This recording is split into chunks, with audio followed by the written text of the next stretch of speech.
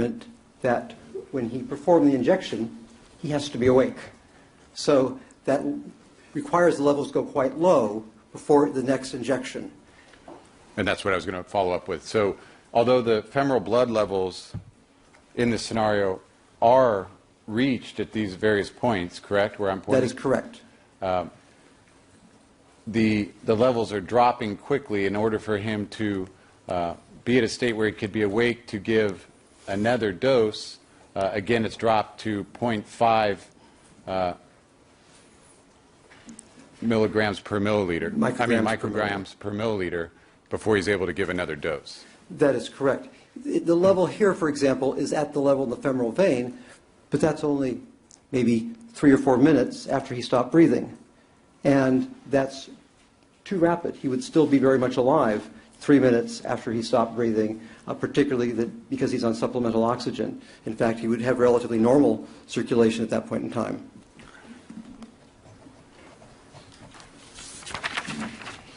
Now, did you also analyze then the scenario where Conrad Murray is giving repeated injections? Yes, I did. Now, in that scenario, there's not the requirement that Michael Jackson awake each time, correct? That's the difference. Okay. So in this scenario, then, you've on your slide, you have 6 injections, 50 milligrams each. Correct. Can you describe what takes place under this scenario? So the notion was that there was a 1-to-1 dilution in a 10 cc syringe. So there were 5 cc's of propofol and 5 cc's of lidocaine. So the syringe was half full of propofol. And what I'm simulating here is an injection at time 0, goes up to a peak, and then at 5 minutes, there's another injection, which goes up, comes down, and the difference here is that Michael Jackson doesn't have to wake up after each injection. So from any point on here, he is at risk of not breathing. And with the continued administration of drug, one can see that there are multiple points where he could, in fact, let's say he stopped breathing here and died here. You would get the concentration in the femoral vein.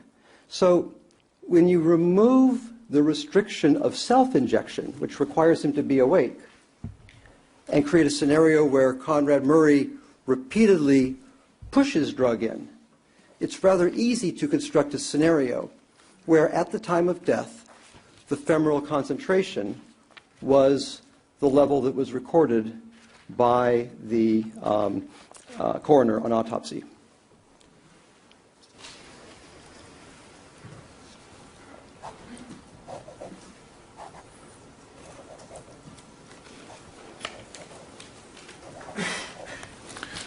Now, in this scenario, would it have to be then that essentially Michael Jackson was dead at the point that Conrad Murray continued to inject propofol? Objection seems facts, not evidence.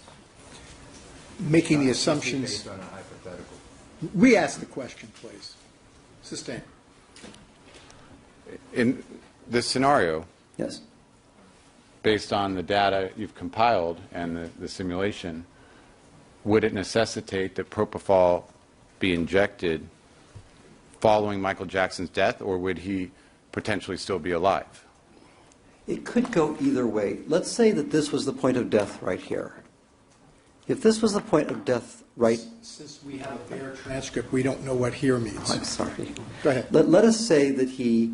Well, no, you can refer to the diagram, but Let us say that his circulation stopped, and that's what I mean by death. That his cardiac circulation, his blood stopped circulating. And let's say that that happened at this point right here. And you're pointing to the last... And I'm pointing to the very... I'm still saying here, my apologies. So that's the point at, let's say, maybe Dr. Shafer, you can say here, but we just need to describe for the record what you're referring to. So when you say, please use the diagram, but when you say here, to what are you referring? There. So that cleared it up. Yeah. Well, I'm talking about the blood level. That's what happens, Dr. Shafer, when you take a long lunch. I'm sorry. It's actually serious. My apologies. At 25 it would be on this slide here at 28 minutes in time. So the blood level at 28 minutes. Is this about where I'm pointing here? Yes, you're pointing at the blood level at 28 minutes after the very first injection. And at that point, the blood level and the femoral vein level is the same. Relative to your question, technically that is after the last dose, although the breathing stopped well in advance of the last dose. In other words, the breathing stopped perhaps somewhere in here, but one can, somewhere in here. The breathing stopped after the second or third doses. The breathing stopped after the second or third doses, but the actual circulation did not stop until about 3 minutes after the last dose.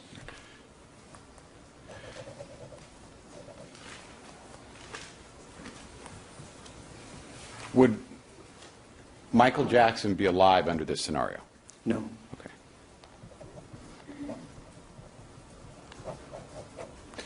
And would it be possible that these repeated dosages occurred, or let me put it this way, would Michael Jackson have been dead prior to the, let's say, the sixth injection? It's possible because death could have occurred anywhere in here. Okay, and between which doses are you referring Again, I to? say here, I'm so sorry.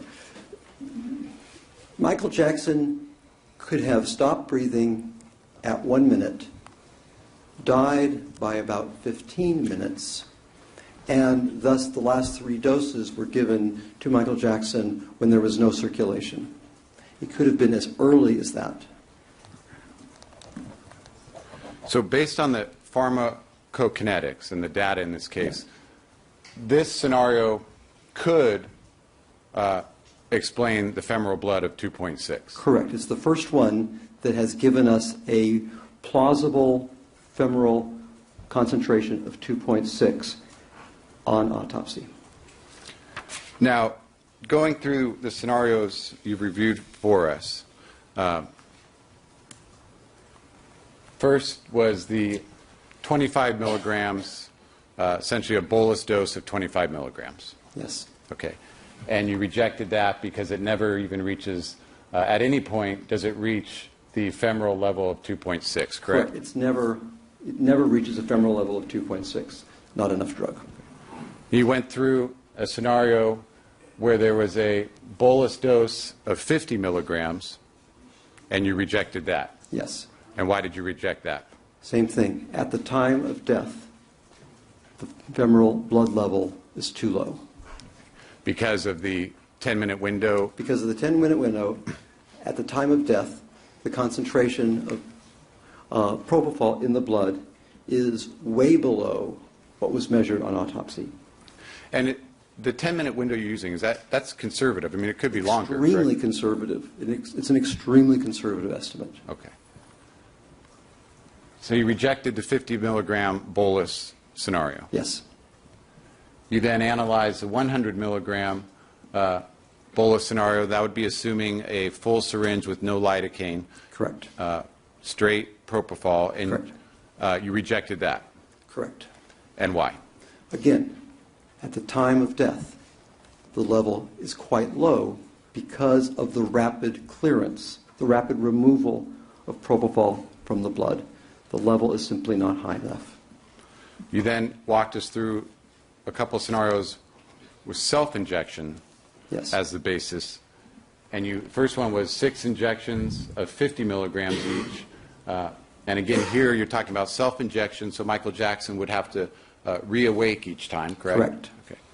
And you rejected this scenario. Correct. And can you Because no matter how many times he self-injects in this scenario, the requirement to wake up puts a limit on what the concentration can be after the point that he stops breathing, and 10 minutes are allowed for the circulation to come to a stop.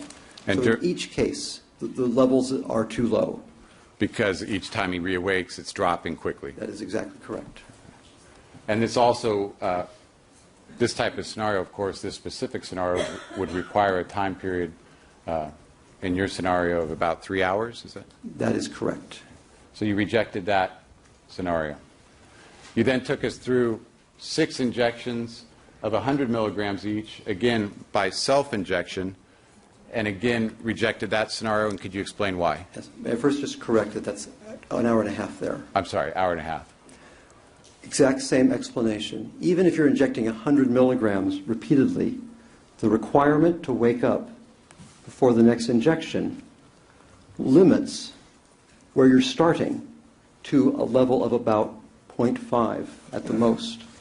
And because you've limited the starting point to a point where Michael Jackson is awake, 10 minutes later, even with a dose of 100 milligrams, the level in the femoral blood is way below what the coroner measured.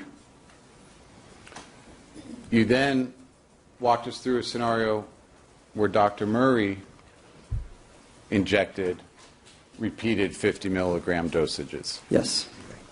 And again, this would have to assume that Michael Jackson was laying down, he's knocked out from the drug, and Dr. Murray is just repeatedly injecting more propofol in him despite the fact that he hasn't reawakened. Correct. Okay.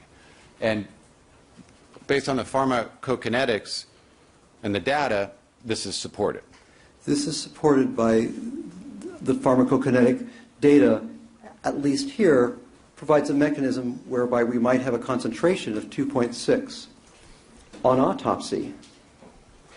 And it's the only scenario so far that supports that. Okay.